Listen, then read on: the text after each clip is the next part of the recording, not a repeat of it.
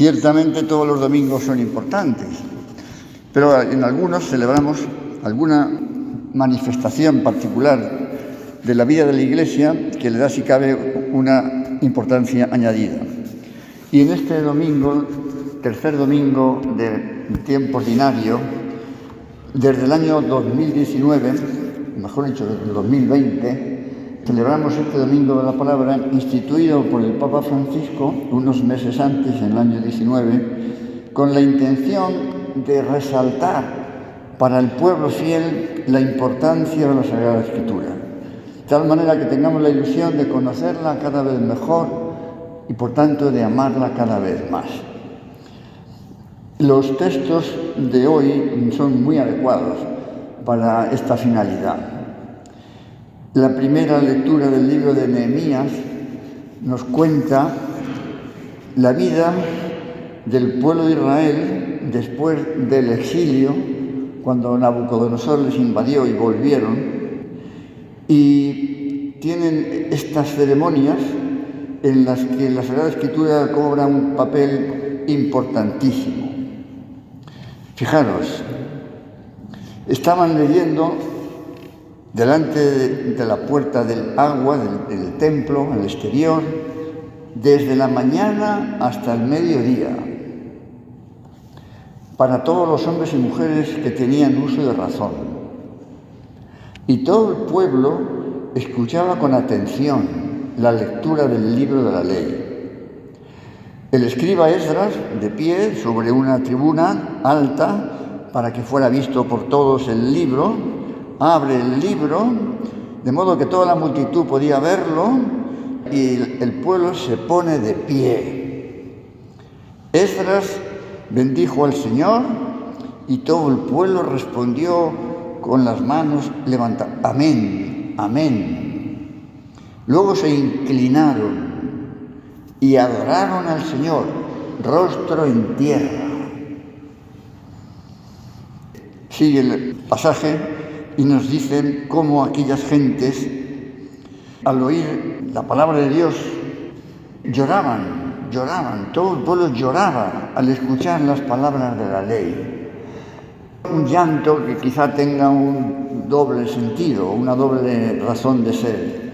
Por una parte, el agradecimiento a Dios por habernos dejado su palabra para toda la eternidad en los libros sagrados, pero también otra finalidad.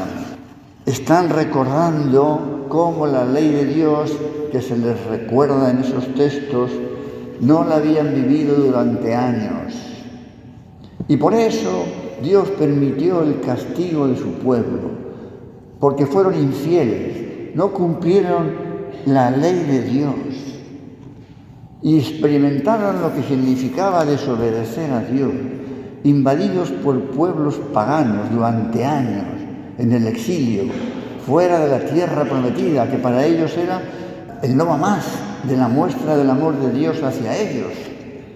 Ojalá y nosotros, queridos hermanos, tengamos también como unos sentimientos tan intensos al escuchar, al leer, al meditar la palabra de Dios.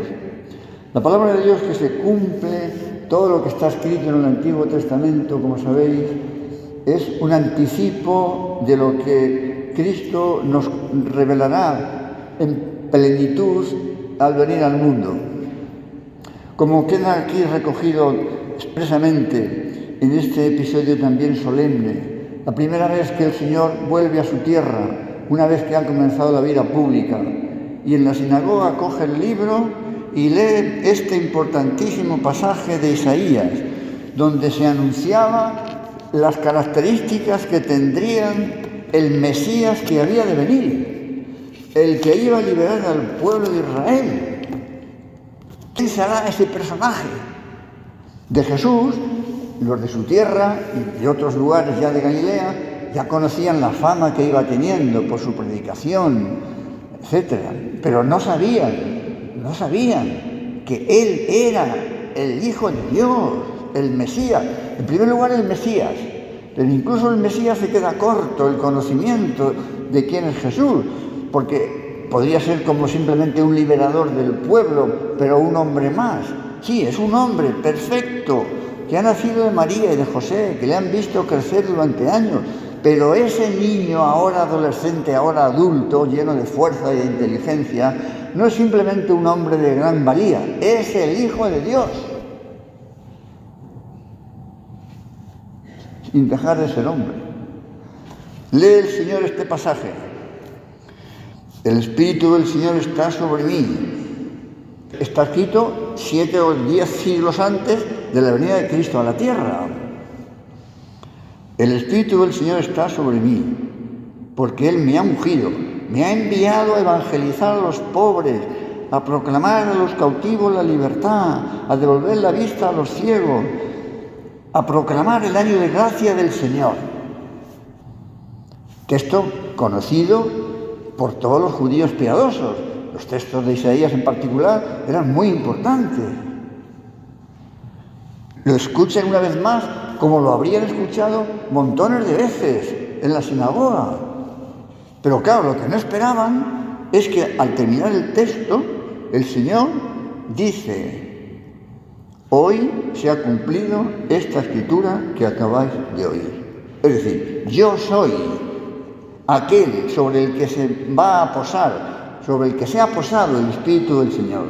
Yo soy el que vengo a evangelizar a los pobres, a redimiros, a salvaros. Yo soy.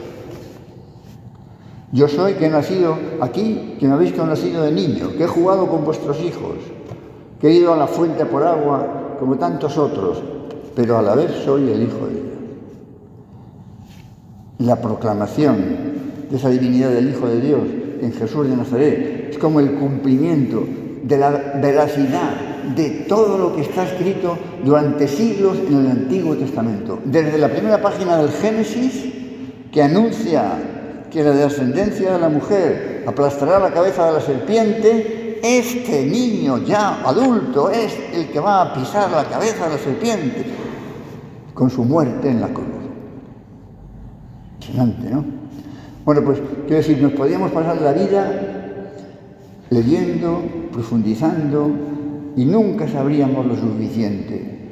No, pero no me refiero a saber simplemente como el que se puede saber un libro de texto y ya está, porque la palabra de Dios en la Sagrada Escritura no es simplemente un texto para conocerlo, es un texto para vivirlo, porque aquí está la historia de la humanidad, la historia de los hombres, la historia del mundo, la razón de ser de todo lo que existe. Y por eso los que escribieron todos los libros están inspirados por el Espíritu Santo, aunque no fueran conscientes de esa ayuda particular.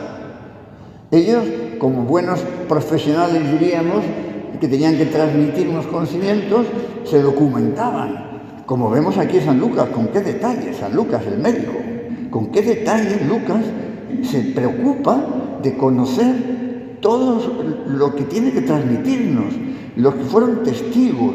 Yo he resuelto escribírtelo por su orden, después de investigarlo todo diligentemente. Y pone todos los medios para que su trabajo, humanamente hablando, sea lo más perfecto posible, pero a la vez la inspiración divina del Espíritu Santo, para que todo lo que contenga la Sagrada Escritura sean palabras verdaderas, salvíficas,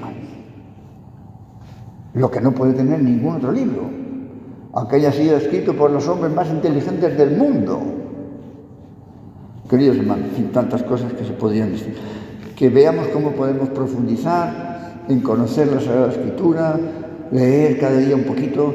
Por supuesto, primero los evangelios, tenemos que conocerlos muy bien, los 4 evangelios, los hechos de los apóstoles, la historia de los primeros cristianos, y ya las cartas de San Pablo, etc. Y después, del Antiguo Testamento, por lo menos los aspectos más centrales, los libros sobre la creación, los libros históricos sobre la historia del pueblo de Israel, de Abraham, de David, de Isaac, de Jacob, etc., de Moisés.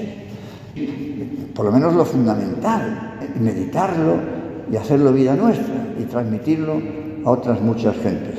Ojalá y podamos vivir de esa manera. Que así sea.